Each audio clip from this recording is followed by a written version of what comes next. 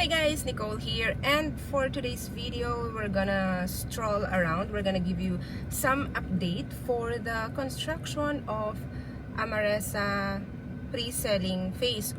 Definitely phase 3 is still ongoing land development, pero we're gonna have a look as well. And syempre phase 1 may community na marami nang nakatira. Ikot-ikot tayo para magka-idea kayo in the future kung ano yung gusto nyong ipagawa in terms of your gate and fence, yung pag-design nyo sa inyong bahay, di ba? And syempre yung phase 2 is tapos na rin yun, and may mga ilan na rin nakalipat doon guys, okay? So let's go.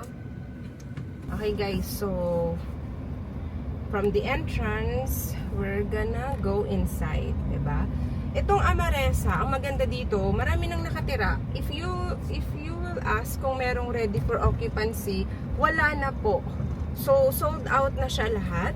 Ang meron lang tayo pre-selling phase. Kung from time to time may na-reopen man na RFO, very rare po siya, bihirang-bihira. At syempre paunahan, nakukuha ka agad. So, kailangan mabilis ka. So, ayan, phase 2 na yan, yung nasa harap na yan, may ginagawa ng mga bahay. That's phase 2 na syempre sold out na rin. Ngayon, dito naman sa phase 1 na meron ng community, ayan, meron nga sila dito sa gitna na basketball court. Pabalik tayo pabalik ko, iikutin yung, papakita ko yung phase 3 construction, tapos yung ongoing na clubhouse na ginagawa. Actually, ayan na siya guys, may makikita na kayo doon. Pero dito muna tayo sa may phase 1, ikot-ikot tayo ng kaunti para makita natin yung magagandang gate and fence dito ng inyong mga future neighborhood, sa mga nakakuha na sa Amaresa at sa mga mag-a-avail pa lang. Ay, tingnan mo dito guys, ang ganda ng gate niya dito. Ito, gate and fence niya na yan. Diba? Ang ganda ng design. And then, ito yan. Ang laki ng basketball court. Actually, ano siya? Full court siya, diba? Tapos, ito, ayan. Tignan niyo yung basketball court. Diba? Oh. So, open and full court siya.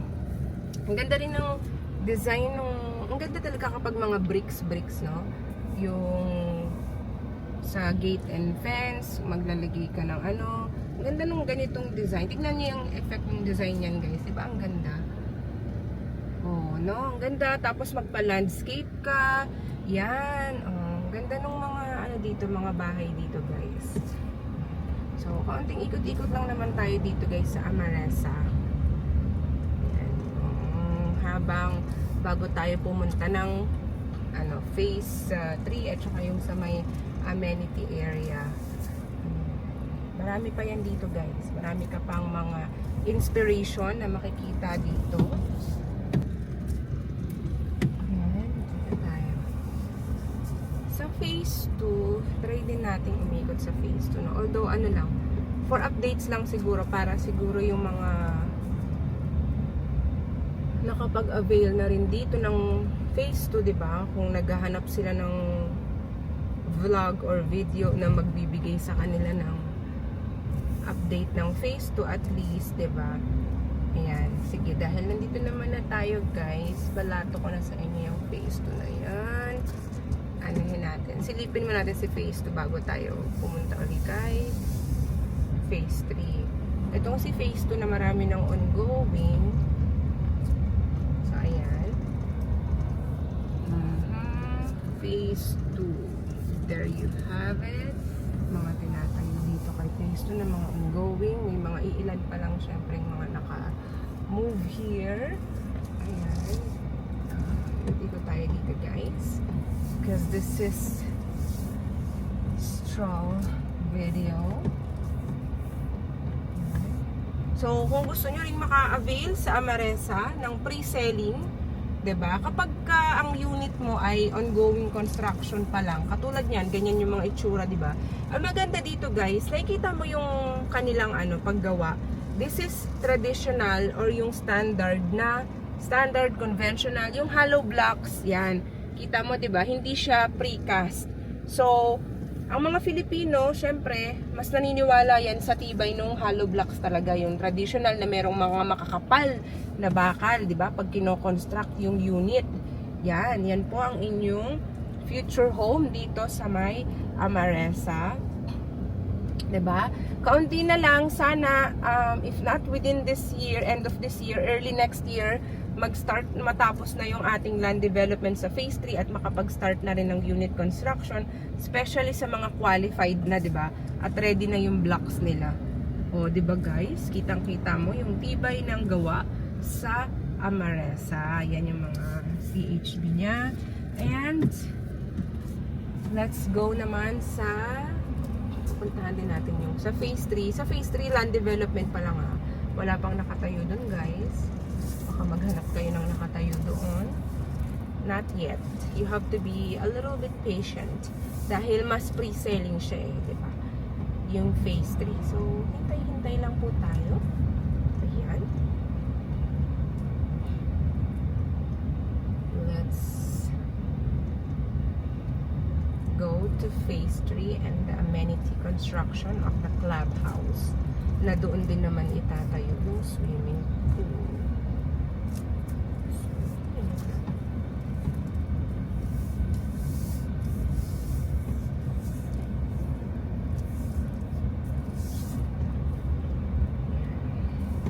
Ang maganda kay phase 3, malapit lang din siya sa entrance at syempre sa amenity area, diba?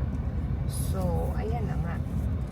Kung may part dito na concrete na ha, sa phase 3. So, ito yung ongoing. Papasukin ko ba to? Siguro ganito lang. Yan. Yung phase 3. Kung lalakarin mo kasi dun guys. Ayun, nakikita nyo ba? Ayan.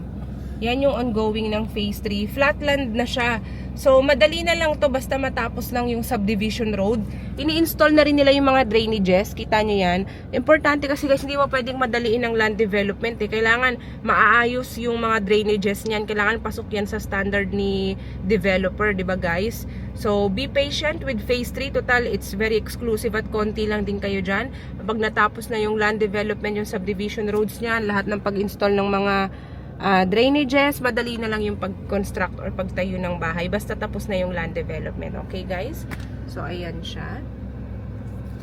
Ayan. Phase 3 po natin. Nakatabi niya lang din naman, malapit lang sa kanya yung ginagawang amenity area. Yung ating clubhouse. Ito.